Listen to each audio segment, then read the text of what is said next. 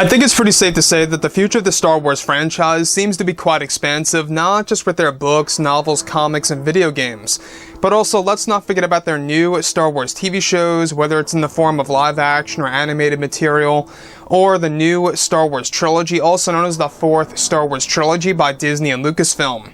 This is Mike Zero. Make sure to subscribe if you're new to the channel for future Star Wars content. Now, the one thing about Disney Star Wars is that we do know that they are trying their absolute best to head in a better direction now that Kathleen Kennedy has pretty much no creative control over any of the existing Star Wars projects except for the Leslie Headland Star Wars TV show and the untitled animated TV series for Disney+. And that's it. That's all that Kathleen Kennedy is working on out of the tons of Star Wars movies and TV shows that are going to be released over this decade. Now, the thing about Kathleen Kennedy is that when you examine her as a leader of Lucasfilm, as the president of Lucasfilm, right? The person who runs all things Star Wars. We've been saying this for years. She's very incompetent. She doesn't really know exactly what she's doing with this brand. And look where that got her, right? It really got her to the point where she lost creative control, like 90% of it, if not more than that, and of course that she is no longer in charge of the development of the roadmap of Star Wars.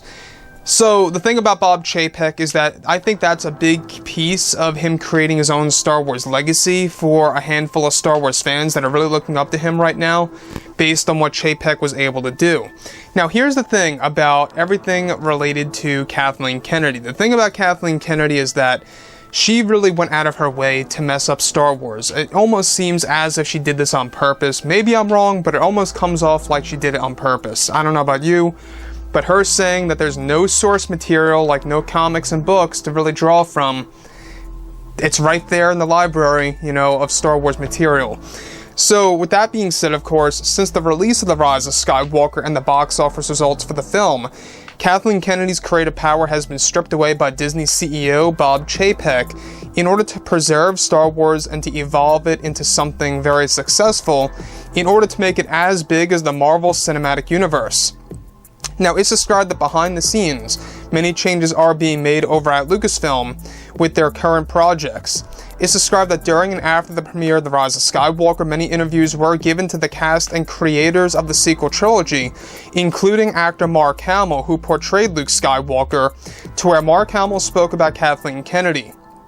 Mark Hamill went on to state and reveal that it was Kathleen Kennedy's complete idea to bring back Emperor Palpatine from the very beginning of production when J.J. Abrams first signed on as a director, and that to his knowledge, Palpatine was not in the cards since 2014 like Kathleen Kennedy suggested and said. Mark Hamill went on to reveal that Kennedy rushed the production of the film, especially for the scenes shot in Jordan and over at Pinewood Studios. Kennedy wanted to speed up the pace during the reshoots and that it was very tough on the cast and crew for the development of the film. Hamill also states that he was involved in a different ending for The Rise of Skywalker and that it was indeed Kennedy's call to shift it around to focus on what fans got in the final cut of the movie. So here's the thing about Mark Hamill is that, in case you guys did not know, he was going to have a bigger role in this movie than how he actually was treated in the final cut of Episode 9. He was going to have a lot of flashback scenes, other Force Ghost segments, and even an epic final showdown with Palpatine with the other Force Ghosts and others. To me, it seems like that Kathleen Kennedy wanted nothing related to the Skywalkers, and she just wanted to use that title to draw in the fans. Obviously, The Rise of Skywalker, we talked about this, is that that's a title that Kennedy chose on her own in order to really improve the marketing of Episode 9, because they were not really quite sure exactly how to handle the marketing of such a movie coming out of The Last Jedi and the backlash that it received.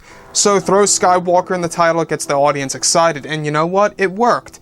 It really worked, because the actual name of the movie allowed a lot of fans to believe that most likely it has something to do with Luke or Anakin, one or the other, right? Or something to do with the Skywalkers at heart. But meanwhile, it all had only to do with Rey, really. I mean, I guess you could count Kylo Ren climbing out of the pit on Exegol as the Rise of Skywalker, since he's the last Skywalker, as stated by Palpatine. But it's really all about Rey, let's face it. So Mark Hamill has a big point here that yes, Kennedy really did in fact rush production for the reshoots, alright? So you can see this in the beginning of the movie, which is where a lot of reshoots were done, in case you guys did not know. The Mustafar scene was so fast, to the point where most fans, and I'm sure a lot of you guys are watching right now wondering, was there even Mustafar in the movie? It was. It was actually the very beginning of the film, the very first scene where you see that red planet and Kylo Ren destroying those Sith cultists, or the cultists that protect Darth Vader's castle, I should say. Those are the actual scenes that took place on Mustafar. There was supposed to be a lot more of that even involved Darth Vader's castle, that was also deleted by Kathleen Kennedy. So with that being said, guys, drop a comment below. Let me know about all of this in the comments, and if you guys did enjoy the content for today, do make sure to drop a thumbs up on this video to support the channel. I thank you all so very much for the kind support, and I'll catch you guys next time.